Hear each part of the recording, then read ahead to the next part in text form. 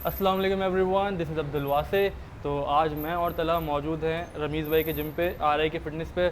और आज हम यहाँ इसलिए आए हैं क्योंकि जैसे कि सब देख रहे होंगे आजकल जो एस्थेटिक जो एक इंटरनेशनल बॉडी बिल्डर थे, बहुत लोगों के इंस्पिरेशन थे और वो इस दुनिया से जा चुके हैं। अब क्या वजह थी वो, क्योंकि एनाबॉलिक यूज़र थे।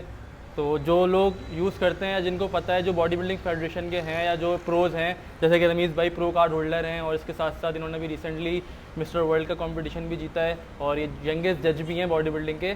तो जो पहले से ये चीज़ें कर रहा है उसको पता होता है क्या वजह होती है इन चीज़ों के पीछे, कि किस वजह से डेथ हो सकती है या किस तरह साइकिल को लेकर चलना है इन चीज़ों को, स्टेरॉइड्स वगैरह को, एनाबॉलिक्स को।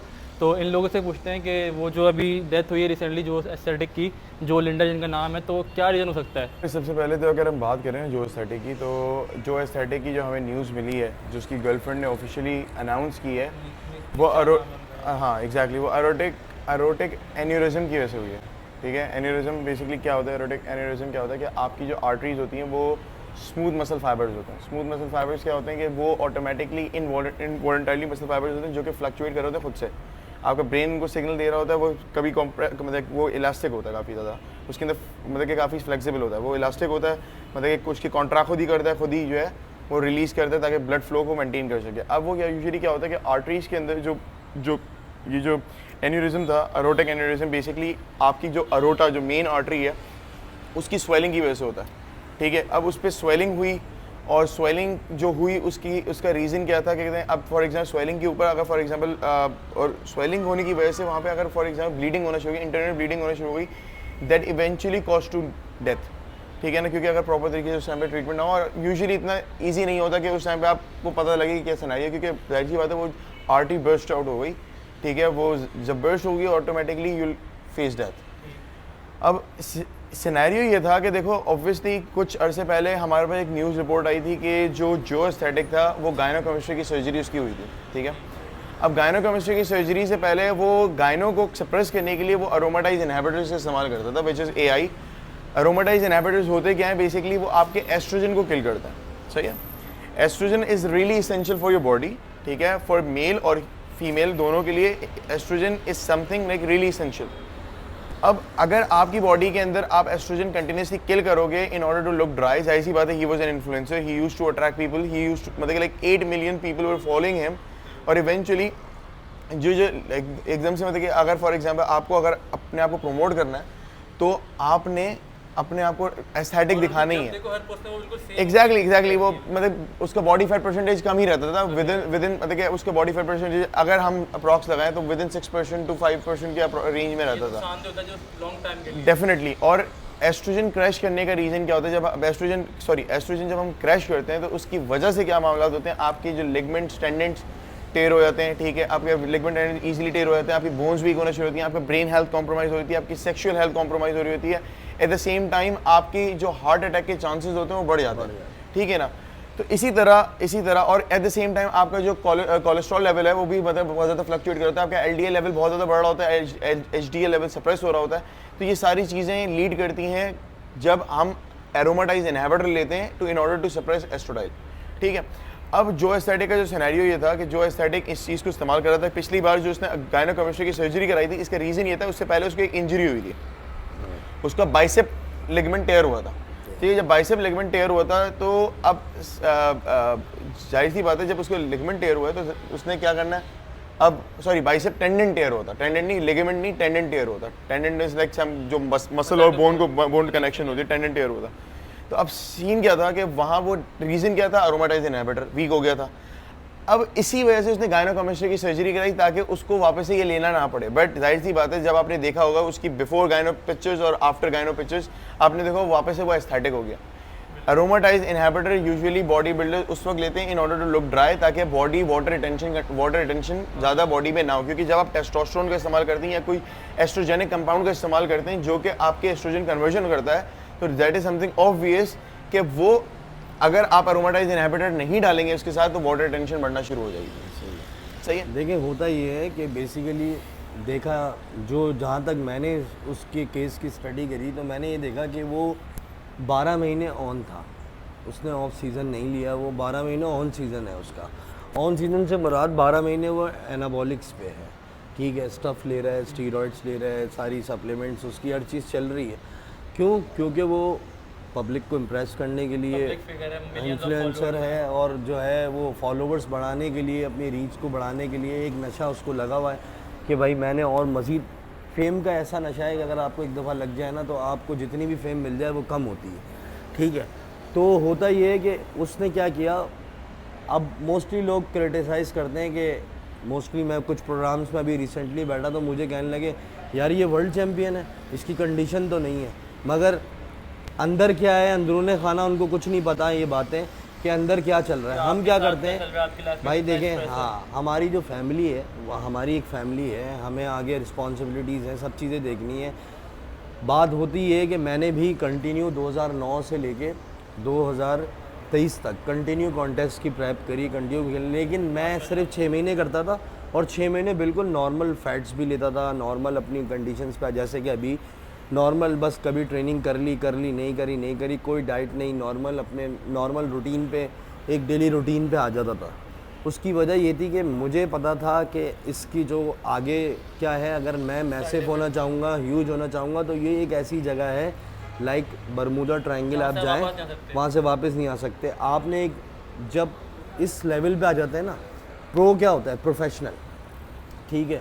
प्रो होने का मतलब होता है आप प्रोफेशनल हो गए, यानी अब आपको अलाउ है आप स्टेरॉइड्स इस्तेमाल करें, अब आपको कोई भी ड्रग्स पे आपको चार्ज नहीं करेगा, डोपिंग चार्ज। अब आपने मज़ीद स्टेरॉइड्स के अंदर जाना है, मज़ीद आपने हाई, अब पहले आपने देखा होगा आर्नल्ड के दौर में जो बॉडी आर्नल्ड ने बनाई, आजकल की वो क्लासिक फिजिक है, ठीक है। अब इतनी मैसिव हो गई है बॉडी बिल्डिंग, इतनी ह्यूज, इतने बड़े बड़े बॉडी बिल्डर, एक कमर के बराबर एक आर्म्स का साइज़ हो गया है, ठीक है। तो अब आप इससे आइडिया लगाएं, जब इतना ह्यूज होना हो, इतना मैसिव होना हो आपको, तो उसके लिए एक अच्छा ऑफ सीज़न भी लेना पड़ता है। ऑफ सीज़न ये नहीं कि रोटी खाएं, सालन खाएं, नॉर्मल ट्रेनिंग करें और कोई एनाबॉलिक्स ना लें, उसमें भी एनाबॉलिक्स लेने पड़ते हैं साइज़ गेन करने, मसल मास बढ़ाने के लिए, अपने आप को बड़ा करने के लिए, अपने फॉल्ट्स को दूर करने के लिए। तो ये चीज़ें कंटिन्यू रहती हैं 12 महीने साइकिल में। लेकिन अगर आप सालों साल एनाबॉलिक्स लेते रहेंगे तो ऑब्वियसली ये चीज़ें सामने आनी, क्योंकि जब आप एंड के डेज़ में ट्रेनबोलान पे आते हैं, ट्रेनबोलान एक ऐसी चीज़ है जो वैसे भी आपको ड्यूरिंग प्रेप शॉर्ट टेम्पर करती है, आपको उसके बहुत सारे साइड इफ़ेक्ट्स हैं जो नज़र आ रहे होते हैं जब आप यूज़ कर रहे होते हैं। आप बहुत ज़्यादा इमोशनल हो जाते हैं, बहुत ज़्यादा जो है एग्रेसिव हो जाते हैं, साइकोपैथ कहलाता है वो बंदा जो जब ट्रेनबोलान यूज़र होता है। और फिर आप देखना ये पड़ता है कि ट्रेनबोलान की कितनी क्वांटिटी आप डाल रहे हैं, जितनी क्वांटिटी आपकी बॉडी में जा रही होती है उतने आप चिड़चिड़े हो रहे होते हैं, बिल्कुल होते रहते हैं। तो चीज़ें ये हैं कि अब इन सब चीज़ों को करने के लिए देखें, एक तो वो प्रोफेशनल था, हम ये नहीं कहते कि उसके पास कोई अच्छा कोच नहीं होगा। एक चीज़ मैं इसमें एक और ऐड ऑन करूँ कि देखें, जब हमने बात की थी कि जैसे इन्होंने बताया कि हम जब भी कोई भी प्रोफेशनल बंदा होता है या पे जैसे जो एस्थेटिक की बात कर लो, वो used to experiment a lot, क्योंकि ये कनेक्टेड था इनहैंस एथलीट के साथ पहले, और इनहैंस एथलीट कंटिन्यूसली एक्सपेरिमेंटेशन कर रहे होते हैं, ठीक है, अपनी बॉडी के ऊपर, सारी चीज़ों के ऊपर, टू मतलब कि एक ह्यूमन रेवोल्यूशन लेके आने के लिए, ठीक है ना, कि क्या ह्यूमंस को मतलब कि कौन से कंपाउंड इस्तेमाल करने चाहिए। तो he was connected with them, वो काफ़ी सारे इस तरह के प्रोटोकॉल्स फॉलो करता था, जिसके अंदर हम एग्रेसिव प्रोटोकॉल्स भी हम दे रहे थे, जिसमें एग्रेसिव प्रोटोकॉल्स भी फॉलो होते हैं। Eight the same time he was using steroid for a longer period of time, एक बहुत लॉन्ग पैसेज ऑफ टाइम उसने मतलब कि उसने लगाया है, जिसमें वो he was taking a lot of anabolics, multiple compounds इस्तेमाल कर रहा था। यूजुअली क्या होता है, जब आप मैसिव अमाउंट ऑफ एनाबॉलिक इस्तेमाल करना शुरू करते हो तो आपकी जो आर्टरीज होती हैं वो स्टिफ होने लग जाती हैं, बिल्कुल, ठीक है, आपकी जो आर्टरीज होती हैं वो स्टिफ होने लगी है। जाहिर सी बात है, जो इलास्टिसिटी होती है आर्टरीज के अंदर वो खत्म हो जाती है, वो स्टिफ हो जाती है। अब जाहिर सी बात है, तो जाहिर सी बात है जब स्टिफनेस हो रही है तो ब्लड सर्कुलेशन प्रॉपर नहीं है, कीप दैट इन माइंड, ठीक है। उसके साथ साथ जब वो अरोमाटाइज इनहिबिटर इस्तेमाल कर रहे होते हैं, तो अरोमाटाइज इनहिबिटर से क्या होता है, ब्लड थिकनिंग की बात नहीं है, उससे ये होता है कि आपका जो प्लाक डेवलप होना शुरू होता है, प्लाक डेवलप होना शुरू होकर इस तरह वो, या कैल्शियम डिपोजिशन भी अगर मैटर करती है कि अगर फॉर एग्जांपल आप प्रॉपर तरीके से विटामिन K2 को इंटेक नहीं कर रहे, या कैल्शियम डिपोजिशन होती जा रही है, आप उसको चेक में इन चेक नहीं रख रहे, और एट द सेम टाइम यहाँ प्लाक डेवलप होता है। प्लाक डेवलप होने का रीजन क्या था, आपका LDL बढ़ता जा रहा है, आपका जो फैट जो आर्टरीज में जमा होता जा रहा है उसकी वजह से क्या हो रहा है, बैड कोलेस्ट्रॉल जमा होता जा रहा है, उसकी वजह से क्या हो रहा है, ब्लड फ्लो की जो प्रॉब्लम क्रिएट होना शुरू होती है, ठीक है ना। अब जाहिर सी बात है, at the same time arteries उसकी स्टिफ हुई हुई है, ठीक है, प्रॉपर तरीके से मूवमेंट नहीं है, एट द सेम टाइम वो आपने अरोमाटाइज इनहिबिटर डाल दी है, तो वहाँ पे क्या वो प्लाक डेवलपमेंट की वजह से अगर ब्लड फ्लो नहीं भी हो रहा तो क्या हुआ, वो स्वेलिंग होने शुरू होगी। स्वेलिंग होने की वजह से अब वहाँ पे एक बर्स्ट, अब फॉर एग्जांपल अगर वो बर्स्ट आउट होती है वो आर्टरी, तो इवेंचुअली आर्टरी अरोटा है, वो अरोटा मेन आर्टरी है, वो अगर फॉर एग्जांपल वो बर्स्ट आउट होती है then there is no coming back, obviously that is something obvious, the person will die. जैसे रमीज भाई ने बात की कि ट्रेनबुलॉन की इस्तेमाल करो, ये सारी चीज़ें इस्तेमाल करो, ये हमें दिख रहा होता है ऑन फेस कि वो बहुत अच्छा फील कर रहा है, ही इज फीलिंग एनर्जेटिक या समथिंग लाइक दैट, या व्हाटसोएवर जो भी है, इसके पीछे का किसी को नहीं पता। क्योंकि जब आप इतने मैसिव डोजेस ऑफ कंपाउंड इस्तेमाल कर रहे होते हैं और जितने भी बॉडी बिल्डर्स जो मैक्सिमम डोजेस पे जा रहे होते हैं, तो eventually they use some kind of compound जो फॉर एग्जांपल या तो CLS का इस्तेमाल कर रहे होते हैं या वो वियाग्रा का इस्तेमाल कर रहे होते हैं in order to maintain their blood flow, ठीक है, ताकि वो अगर for example if they want to have a enjoyful sex life, तो वो चीज़ों को इंड्यूस करते हैं, क्योंकि उनकी बॉडी या इनकी जो आर्टरीज हैं वो प्रॉपर तरीके से अब काम नहीं कर रही हैं, उनकी वेन स्टिफ हो गई हैं, ठीक है ना, वेन्स मतलब कि उसकी वेसल्स, ब्लड वेसल्स हो वो स्टिफ हो गए, ठीक है। अब तो जाहिर सी बात है दैट इज समथिंग ऑब्वियस। तो अगर फॉर एग्जांपल जैसे कि हमें पता चलता है कि जो एस्थेटिक, ये मेरी अजम्पशन है, ये हाइपोथेटिकल अजम्पशन दे रहा हूँ मैं, कि जो aesthetic was with his girlfriend, उसने अपनी गर्लफ्रेंड को नेकलेस बनाया, हो सकता है वो उसके साथ साथ लाइक उसके साथ मतलब अगर कोई सेक्सुअल एक्टिविटी में इन्वॉल्व होना चाह रहा हो या something like that, he might have popped on some pill या वियाग्रा लियो या CLS लियो, व्हाटसोएवर। CLS तो बेसिकली आपके ब्लड फ्लो को नॉर्मलाइज करती है, बट द थिंग इज कि अगर आप एग्रेसिव करते हो या अगर आई रियली डोंट नो अगर वो किसी रिक्रिएशनल ड्रग पे था या कुछ इस तरह की चीज़ थी, तो वो भी एक मैसिव इम्पैक्ट क्रिएट करती है। क्योंकि देखो रिक्रिएशनल ड्रग फॉर एग्जांपल अगर वो ले रहा है और एट द सेम टाइम कोई दूसरी चीज़ भी ले रहा है, तो उसकी वजह से प्रॉब्लम क्रिएट हो सकती है, ठीक है ना। अब वैसे तो वियाग्रा और CLS अगर देखा जाए तो आपकी जो ब्लड जो सर्कुलेशन है उसको नॉर्मलाइज करने के लिए बनी गई है, हो सकता है कुछ और मैसिव रीज़न भी हो सकता है, I really don't know about this, but ये मैं जहाँ तक चीज़ों को असेस कर पा रहा हूँ कि मैसिव डोजेज ऑफ मतलब कि एनाबॉलिक्स अलॉन्ग विद, देखो अब मैसिव डोजेज ऑफ एनाबॉलिक्स की वजह से कंटिन्यूस ब्लड प्रेशर रहता है, ठीक है, कंटिन्यूस ब्लड प्रेशर रहता है, ताकि इसी वजह से बॉडी बिल्डर्स वियाग्रा या CLS का इस्तेमाल करते हैं तो truck down the blood pressure, ठीक है। अगर ब्लड प्रेशर कंटिन्यूस रहेगा, ब्लड फ्लो प्रॉपर तरीके से नहीं हो पा रहा होगा, तो eventually this would lead to an death. बिल्कुल ऐसी है। अच्छा, डेथ के ना मल्टीपल रीजन होते हैं। हार्ट अटैक कभी कभी समटाइम्स ये भी होता है कि क्रैम्प्स, सबसे ज़्यादातर मैंने जो इंटरनेशनल बॉडी बिल्डर्स की डेथ देखी है उसमें क्रैम्प्स के ऊपर भी जो है वो बड़ा हुआ है। देखें, आपने देखा होगा बॉडी बिल्डर्स के स्टेज पे क्रैम्प्स पड़े होते हैं। इंटरनेशनली जब हम कम्पीट करते हैं ना, तो हमें मना किया जाता है कि वाटर ज़्यादा ड्रॉप नहीं करना है, जिसके क्रैम्प पड़ेंगे हम उसको डिस्क्वालीफाई कर देंगे, वो डोपिंग चार्ज हो जाएगा उस पर, ठीक है। तो इस चीज़ का हमें ख्याल रखना होता है इंटरनेशनल इवेंट्स में। लेकिन जब आप प्रो होते हैं तो प्रो होने के बाद जो है नेक्स्ट प्रो इवेंट के अंदर आपके क्रैम्प पड़े, कुछ भी हो, कोई मसला नहीं है, क्योंकि आप प्रो हैं, आपने स्टीरॉइड्स लिए हुए हैं, आपकी बॉडी में वाटर कम हुआ है, आपने डायरेटिक्स लिए हुए हैं, नो इशू, उनको कोई इशू नहीं है, उनको सिर्फ कंडीशन से मतलब है, ठीक है। अच्छा, दूसरी चीज़ ये कि मैंने देखा कि देखें जब आपके क्रैम्प पड़ता है, आपने मोस्टली बॉडी बिल्डर्स को स्टेज पे देखा होगा, किसी के यहाँ क्रैम्प आ गया, किसी के पेट में आ गया, किसी के चेस्ट पे आ गया, हाँ, किसी के काफ पे, किसी के लेग्स में आ गया। तो अगर आप सोचें ये क्रैम्प दिल पे आ गया, इनसाइड आ गया, तो इसको तो हम खींच के स्ट्रेच करके कर लेते हैं, मगर हम नहीं कर सकते। बिल्कुल, इवन दो इसने एक क्योंकि इसको क्रैम्प का इशू था, ठीक है, क्रैम्प इसको आते थे, वैसे भी ये अपने सोडियम को नॉर्मलाइज रखता था, मैग्नीशियम का इस्तेमाल करता था to in order to enhance the fibres. यहाँ पे ना मुझे ऐसा लग रहा है कि इसकी गर्लफ्रेंड ने तो रीज़न दे दिया। देखो मैं एक बात बताऊँ, मैं डॉक्टर के पास जाता हूँ ना, तो मोस्टली चीज़ें डॉक्टर ऐसी ही रिकग्नाइज करते हैं जो नहीं होती। मैं नहीं मानता उस चीज़ को। क्यों? डॉक्टर बोलता है कि यार आपके साथ ये इशू है, हालांकि इशू कुछ और निकलता है। हाँ, ये हो सकता है, बट बॉडी बिल्डर्स के साथ, स्टीरॉइड्स लेने वालों के साथ कुछ आपने देखा होगा, एक आम बंदे को कोई आप एंटीबायोटिक्स दोगे ना 400 मिलीग्राम की, तो बॉडी बिल्डर को 800 मिलीग्राम की असर करेगी, 400 मिलीग्राम असर भी नहीं करेगी, क्योंकि वो कहती है मल्टीपल स्टेरॉइड्स का वो इस्तेमाल कर चुका होता है, तो उसकी वजह से उसकी बॉडी इतनी इम्यून हो चुकी है तो उसको रिजल्ट नहीं मिल रहे होते, ठीक है। और दूसरी चीज़, मैं एक चीज़ और ऐड ऑन करूँ, जाहिर सी बात है, जब आप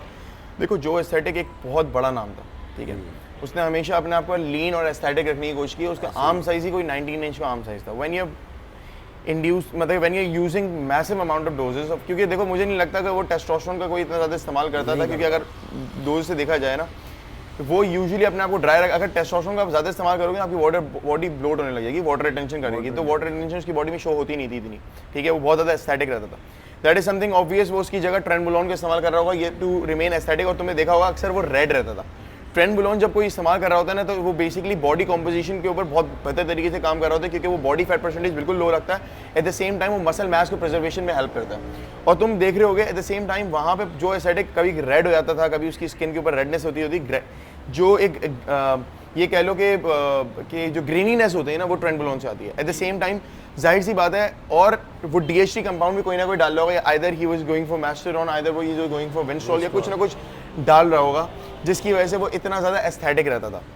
अब द प्रॉब्लम इज़ दैट कि ये चीज़ें भी जब आप इम्पैक्ट करती हैं आपके हाई ब्लड प्रेशर के ऊपर, ठीक है, जाहिर सी बात है, आप ये चीज़ें ले रहे हो कंटिन्यूस मैक्सिमम डोजेस में ले रहे हो, in order to look good, in order to attract people, in order to be मतलब लाइक रियली अट्रैक्टिव, तो eventually this would lead to it, this would cause an death. मतलब और एक चीज़ और कि जब आप DHT कंपाउंड लेते हो तो DHT कंपाउंड ऑटोमेटिकली एस्ट्रोडाइल जो फीमेल हार्मोन है उसको भी सप्रेस करता है।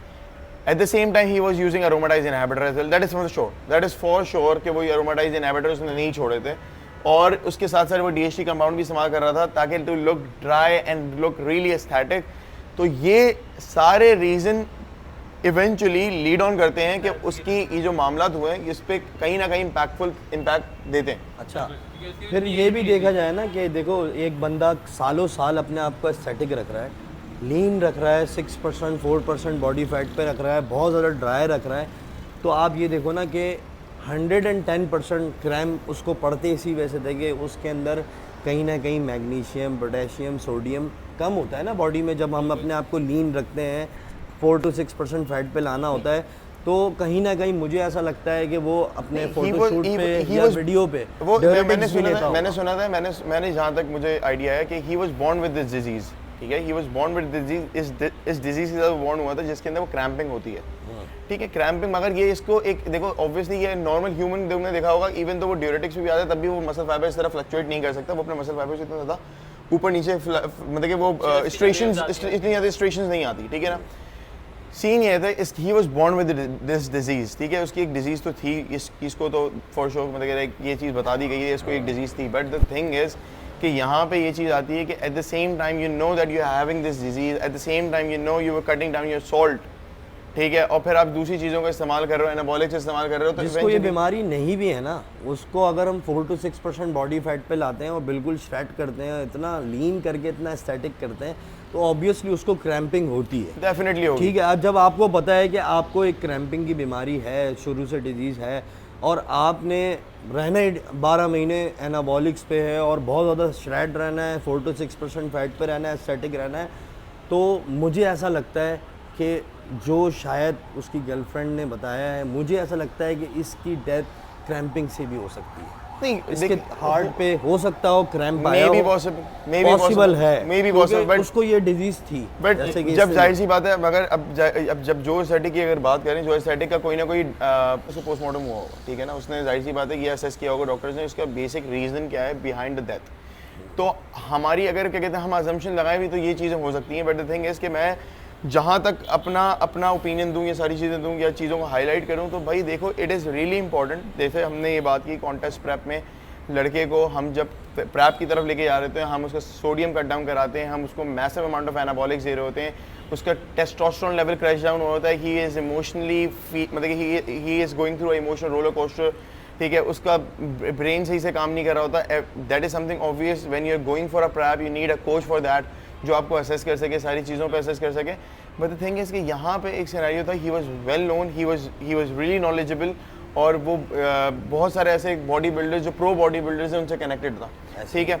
बट द थिंग इज़ कि याद रखना कि आपकी जो डेथ होती है ना, या बॉडी बिल्डर की जो डेथ होती है, दैट इज़ समथिंग ऑब्वियस, वो मैसिव अमाउंट ऑफ एनाबॉलिक्स की वजह से ही होती है, ठीक है, या मैसिव अमाउंट ऑफ PEDs की वजह से होती है, परफॉर्मेंस एनहांसिंग ड्रग्स या पेप्टाइड्स लेने की वजह से होती है। यहाँ पे बॉडी बिल्डर्स यूजुअली क्या करते हैं, वो मैक्सिमम अमाउंट ऑफ डोजेस देना शुरू करते हैं। देखो वो मैक्सिमम अमाउंट डोजेस एक टेम्परेरी पीरियड के लिए समझ में आती है, बिल्कुल, ठीक है ना। उसके बाद when you get back to when you're done with the stage, when you're done with your competition and you done with competing, ठीक है, तो you need to get back to the normal level, you need to get back to the healthy lifestyle, you need to focus more towards health and longevity. But अगर वो चीज़ आप नहीं कर रहे and you're trying to remain aesthetic all year round, then that is something obvious, this would lead to an death. क्योंकि हम भी अगर बात करें कि हमने, भाई मैंने भी कंपटीशन खेला है, I have faced crampings as well. I have faced all of these things as well. वो एक बहुत risky state होती है, but you need to calm down yourself. You need to push yourself a little bit further. फिर उसके बाद when you done with the competition, you need to get normalized. ठीक है, अपनी body fat percentage को normalize करते हैं. जैसे मैं अगर बात करूँ, मैं जब compete कर रहा था तो मेरा body fat percentage was around 6%. Right now I'm lying down in a healthy range of body fat. ठीक है, I'm in an average range of body fat. तो eventually this would lead के भाई मैं अब healthy lifestyle को follow कर रहा हूँ. अगर एक बंदा जो year around अपने आप को aesthetic रखने की कोशिश कर रहा है, just because he was an influencer, he used to attract a lot of people, just because of that, eventually this मतलब कि eventually उसकी वजह से उसकी death हो गई. क्यों? क्योंकि लोगों को दिखाने के लिए उसने अपने आप को मतलब क्योंकि फेम था ना, फेम था, लोगों को अपना हमेशा एस्थेटिक दिखाना है, वो खत्म ना हो जाए. ये अच्छा यही चीज़ अब इसको कहते हैं बॉडी डिस्मॉर्फिया. ठीक है ना, बॉडी डिस्मॉर्फिया क्या होता है कि body builder is never satisfied with his body, he want more and more. For example, when I started bodybuilding, I wanted an arm size of 15 inches. ठीक है, एग्जाम्पल मैंने स्टार्ट किया था तो आई वांटेड कि भाई अब नेक्स्ट टाइम जब मैं 15 इंच पे अचीव कर लिया तो आई वांटेड 16 इंच, नहीं आई वांट 17, नहीं आई वांट 18. ठीक है, this is something unstoppable, you can not control that. ठीक है, body builder is someone born with this. ठीक है, और when you are using any kind of compound like 19 और डेरिवेटिव्स, ट्रेनबुलोन या कोई भी इस तरह के कंपाउंड इस्तेमाल कर रहे होते हो या जो कि आप बॉडी कंपोजिशन बेहतर कर रहे होते हैं, and you start looking really granny, you start looking really aesthetic, तो उसकी वजह से क्या होता है कि आप अपनी आप से प्यार करने लगते हो. यू गेट सेल्फ ऑब्सेस्ड, क्योंकि लोग आपको फेम मिल रहा होता है, लोग आपको तारीफ कर रहे होते हैं, लोग आपको प्रेस कर रहे होते हैं, थोड़े अंदर भी चेंजेस आते हैं तो लोग आपको कमेंट कर देते हैं यार थोड़ी कंडीशन आपकी थोड़ी ऑफ हो रही है. तो this triggers a body builder, this is what triggers a body builder. के हमारे दिमाग में क्या आने लगता है कि यार उसने मोटा बोल दिया, ठीक है ना, या उसने बोल दिया कि यार कंडीशन खराब हो गई, तो we start using again start using anabolics. This is wrong. असल में नहीं होता है. देखो होता ये है कि बॉडी बिल्डर को ना मोटिवेशन के लिए ना कोई एक पेन चाहिए, कोई भी एक जो है ना कोई ऐसी चीज़ चाहिए कि जो उसके दिमाग पे लग जाए. तो बॉडी बिल्डर जो है ना एनाबॉलिक्स के एडिक्टेड हो जाता है. वो जो है ना तैयार होता है किसी भी वक्त. एक उसने अपना शेप देखा होता है मिरर के अंदर, वो देखा होता है कि मैं अपनी पीक को देखा हुआ होता है. जब वो अपनी पीक से हट जाता है और कोई उसे हिट कर देना तो फिर वो वापस आने की कोशिश करता है कि भाई मैं अभी बता मैं मेरे लिए क्या है, ये तो it's a piece of cake for me. ठीक है, it's a piece of cake to transform myself again back to that particular place जहाँ पे मैं था. But the thing is कि this is wrong. आप लोगों के पिंच होने की वजह से या लोगों के क्रिटिसिज्म की वजह से अगर आप अपनी हेल्थ को रिस्क में डाल रहे हो ना, तो दिस इज एंटायरली रॉन्ग. क्योंकि यहाँ पे जितने भी बॉडी बिल्डर्स हैं, पाकिस्तान की बात की जाए या इंटरनेशनली बात की जाए, या अगर हम जो पाकिस्तानी बॉडी बिल्डर्स को भी देखें तो पाकिस्तानी बॉडी बिल्डर्स की सबसे फितरत ही यही है कि एक तो पहली चीज़ दे आर नॉट नॉलेजेबल. एक मेन स्ट्रीम कल्चर चल रहा है, उस्तादी कल्चर के बाद उस्ताद ने जो बोल दिया वो उस्ताद ने सही बोल दिया. अब इवेंचुअली देखो उस्ताद को तो बहाना मिल गया ना कमाने का, ऐसे ही ठीक है ना. अब आपकी बॉडी को किसी ने आपने किसी को आप फॉर एग्जाम्पल आपने कंपटीशन के टाइम पे किसी ने आपको एस्थेटिक देखा था, अब now you like a little bit watery, a little bit soft, तो अब क्या होगा, लोग बोलना शुरू करेंगे अरे यार तुम्हारी कंडीशन वो नहीं रही. अब वापस से वो चला गया उस्ताद के पास, उस्ताद ने फिर अब्यूज़ करना शुरू किया. भाई देखें होता है, मैं अपना एक्सपीरियंस बताता हूँ. मैंने हमेशा जो है ना वो अपने हर कॉन्टेस्ट की प्रेप में 6 महीने निकाले कि भाई मैंने 6 महीने ना लग के करना है और लीन होना है और स्टेज पे जाना है. और क्लासिक फिजिक मुझे पसंद थी, मैं क्लासिक फिजिक इंटरनेशनली खेलूँगा. यहाँ तो बॉडी बिल्डिंग चल जाती है लेकिन इंटरनेशनली वो क्लासिक फिजिक होती है जो हमारे पाकिस्तानी बॉडी बिल्डर होते हैं. तो बात ये है कि उस तरह फिर मैं करता गया. तो मैं क्या करता था, मैं ऑफ सीज़न नहीं लेता था. मुझे मैसिव नहीं होना था क्योंकि मुझे पता था जिस दिन मैं मैसिव हो गया, ह्यूज हो गया ना, मैं आगे निकल जाऊंगा और हाँ मैं बहुत आगे निकल जाऊंगा और वहाँ से वापस नहीं आ सकता. अच्छा आपको पता है कि जब आप इन कंपाउंड्स पे होते हैं, DHT कंपाउंड्स हो गए और ये ट्रेनबोलोन वगैरह, इन चीज़ों पे जब आप आ जाते हैं तो आपको उस वक्त मोटिवेशन चाहिए, एक अच्छा कोच चाहिए, एक अच्छा ट्रेनर आपके सर पे होना चाहिए, फैमिली सपोर्टिव चाहिए आपको. ऐसी फैमिली हो जो आपके इमोशंस को समझे, क्योंकि उस वक्त आप बड़े इमोशनल होते हैं, आपको बड़ा गुस्सा आ रहा होता है, चिड़चिड़ाहट हो रही होती है, आप जो हैं क्या कहते हैं उस वक्त कुछ भी बर्दाश्त नहीं करने के काबिल नहीं होते. आप एक नन्हे बच्चे की तरह होते हैं तो जो हर थोड़ी देर के बाद रोना शुरू कर दे. तो आपका दिल बहुत छोटा हुआ था उस वक्त, तो उस वक्त आपको एक बड़ी अच्छी सपोर्ट चाहिए एंड के डेज़ में. मोस्टली इंटरनेशनल बॉडी बिल्डर्स क्या करते हैं, वो अपने घर वालों को छोड़कर दूर रहकर प्रेप करते हैं, डाइट खुद बनाते हैं, सारी चीज़ें खुद करते हैं. और ये एक्सपेरिमेंट मैं कर चुका हूँ. इसमें फल फूलता है इंसान, इसमें बहुत अच्छा हो जाता है, इसमें उसकी मसल की ग्रोथ अच्छी होती है, स्ट्रेस रिलीज़ होता है, उसका रेस्ट पूरा हो रहा होता है, तो उसकी बॉडी बहुत अच्छा रिस्पॉन्ड करती है. तो हुआ ये कि हमारे यहाँ ये मसला है कि हमारे यहाँ जो है ना लड़का बड़ा परेशान है, पहले वो डाइट कैसे करे, ट्रेनिंग कैसे करे, स्टफ़ कैसे करे, उसके बाद पैसे नहीं है, वो इस टेंशन में लगा रहता है। भाई अगर आपने तैयारी करनी है पहले तो आप अपना बजट बना लें, माइंड प्रिपेयर कर लें, सही है। सही खर्च होने हाँ, अगर यार आपने पूरी करना है, गाड़ियों के पैसे लग जाते हैं लोगों के। भाई मैं आपको बता रहा हूँ, सिर्फ पेप्टाइड्स इतने महंगे हैं ना। अगर आप पेप्टाइड्स की बात करो, चलो अब मैं नहीं, लेट लोगों ने मी ये समझा हुआ है कि जो है ना ये स्टीरॉइड्स जो है ना ये कोई आसान चीज़ है, बहुत सस्ती चीज़ है। एक छोटी सी मैं एक मिसाल दे देता हूँ। आप बिग रैमी है, ठीक है, बिग रैमी की साइकिल, एक चीज़ समझना भाई, अगर वो साइकिल मेंशन की हुई है इसका मतलब ये नहीं है कि वो साइकिल रियली एग्जिस्टिंग में नहीं, रियली एग्जिस्टेंस में एग्जिस्ट करती है। They using massive amount of drug. बड़े बॉडी बिल्डर की आप साइकिल देख रहे हो तो उसने बहुत सारे कंपाउंड मैसिवली इस्तेमाल कर रहा है फॉर द ईयर, मतलब मैसिव ईयर्स के, मतलब लाइक बहुत एग्जैक्टली, मतलब काफी सालों से वो इस्तेमाल कर रहा है, बहुत एक मैसिव टाइम पीरियड उसने इसको दिया है। But you need to understand that कि भाई वो साइकिल, उसकी जो एंड्रोजन रिसेप्टर्स हैं वो वही उसके हिसाब से डेवलप हो चुके हैं, मतलब एंड्रोजन रिसेप्टर्स, उसका बॉडी वेट है, नहीं उसके नहीं, एट द सेम टाइम देखो उसके साथ जो है ना ये चीज़ समझना, उनके जो एंड्रोजन रिसेप्टर्स होते हैं ना वो डिसेंसिटाइज होने शुरू होते हैं। अब दे वांट मोर एनाबॉलिक्स, उनको एनाबॉलिक्स डालना है, जब तक वो नहीं डालेंगे उनको रिजल्ट्स नहीं मिलेंगे, ठीक है। अब इसी तरह एक न्यू भी बंदा होता है, उसके एंड्रोजन रिसेप्टर्स रिफ्रेश होते हैं, ठीक है ना। तो एंड्रोजन रिसेप्टर जब रिफ्रेश होंगे तो ऑटोमेटिकली एंड्रोजन रिस्पॉन्स प्लेस करेगा, ठीक है। कुछ के बाद एंड्रोजन रिसेप्टर ज़्यादा होते हैं, कुछ बॉडी के अंदर एंड्रोजन रिसेप्टर्स कम होते हैं, तो ये need to understand the genes as well, ठीक है। जो प्रेप कोच का काम होता है वो यही होता है। प्रेप कोच जो आपको असेस करता है वो इसी चीज़ के ऊपर असेस करता है कि आपने अंडरस्टैंड करता है आपकी बॉडी को। 1 साल लगता है आपकी बॉडी को अंडरस्टैंड करने के लिए कि कौन से कंपाउंड आपके लिए सूटेबल है, कौन से कंपाउंड आपके लिए सूटेबल नहीं है, ठीक है। क्या चीज़ आपके ऊपर किस तरह वाइस वर्सा इफेक्ट कर रही है, कौन सी चीज़ आपके ऊपर बेनिफिशियल इफेक्ट दे रही है, या किस चीज़ पे आप ज़्यादा ग्रो कर रहे हो।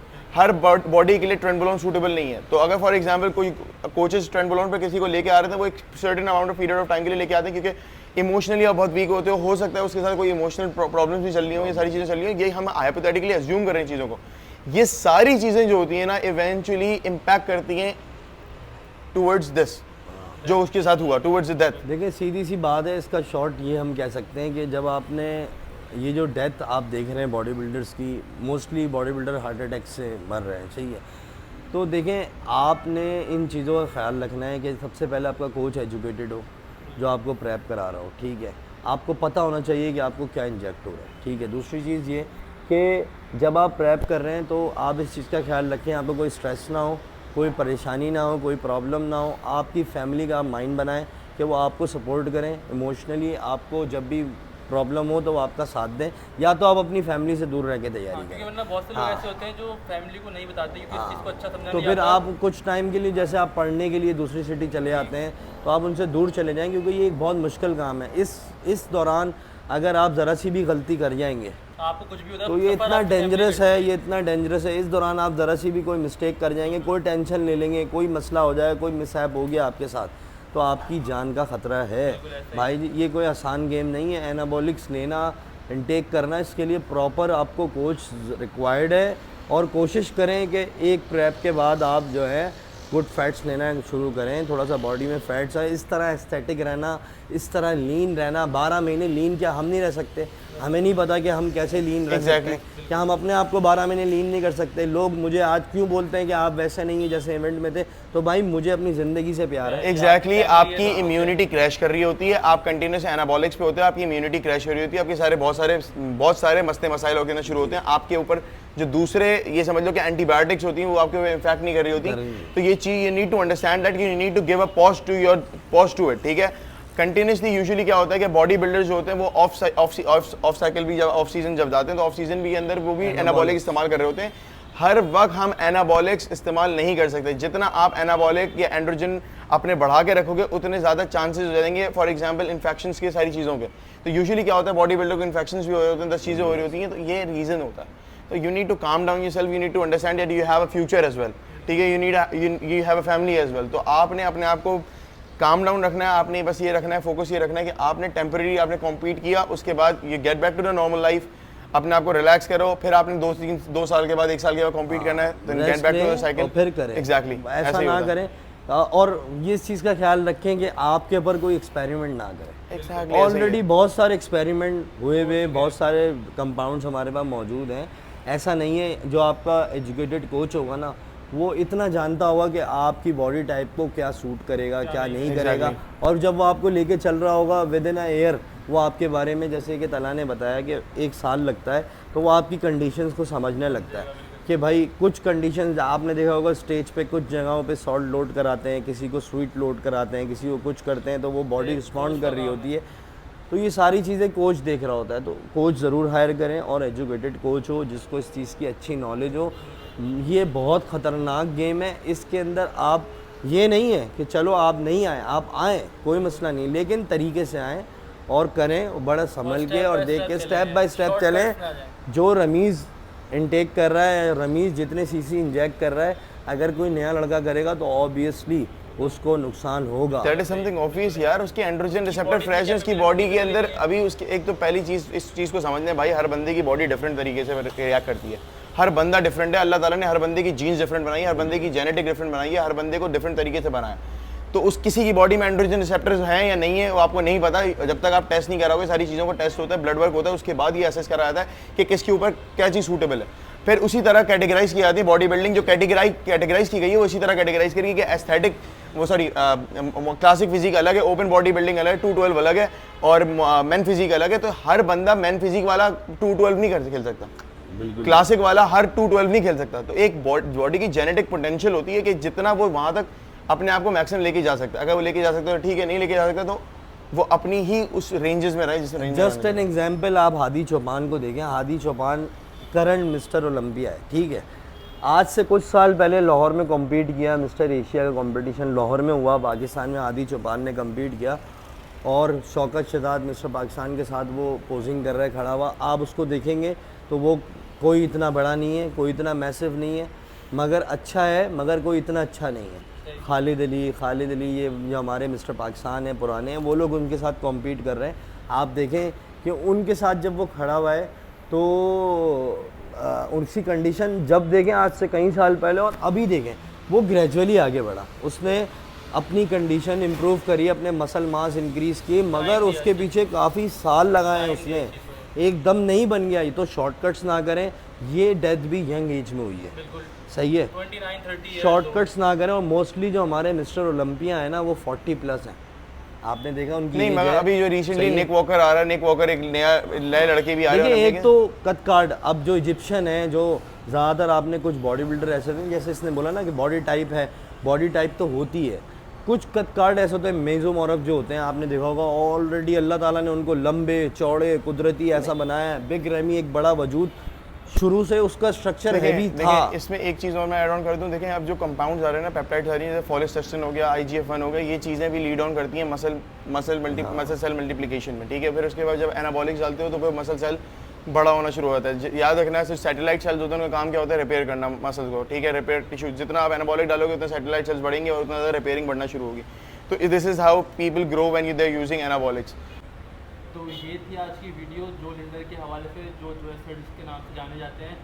तो अब आप देख रहे हैं कि हर कोई आज उनकी स्टोरीज लगा रहा है, कर रहा है, सबने उनका जो है फेम देखा, उनके फॉलोअर्स देखे, सब करे, लेकिन उनके साथ जो मामला हो रहे हैं, जो जिस चीज़ से वो गुजर रहा था, किसी ने वो नहीं देखा। वो वही बता सकता है जो ऑलरेडी कर रहा हो, जैसे ये प्रोज हैं इस चीज़ के, तो इनको पता था, इसलिए इन लोगों ने जो है इतनी गाइडेंस आप तक पहुँचाई। तो अब आप ये गलती ना करें कि आप जो है अपना गोल अचीव करें, लेकिन उसके बाद जाके आपने ब्रेक भी लेना है। अपना ये नहीं करना है कि आप जो है बोले कि हम इससे ज़्यादा करना है, आप मज़ीद आप करते रहें, अपनी हेल्थ को रिस्क में डालें, क्योंकि आप तो चले जाएंगे, पीछे आपकी फैमिली भी सफ़र करेगी आपके साथ साथ। तो ये गलतियाँ ना करें, और जो है आप कोई भी जब भी साइकिल करनी हो, आपने स्टेरॉइड यूज़ करना, तो कोई प्रोफेशनल कोच हायर करें, जिस तरह रमीज़ भाई हो गए, तला हो गया, आप इनसे भी जो है कांटेक्ट कर सकते हैं, इनके इंस्टाग्राम के थ्रू, या इनका पर्सनल नंबर शेयर कर देंगे हम। तो बिल्कुल जो है आप ये चीज़ों को ध्यान में रखें और अपना ख्याल रखें। तो रमीज़ भाई थैंक यू, आपने इतना नॉलेज शेयर करी।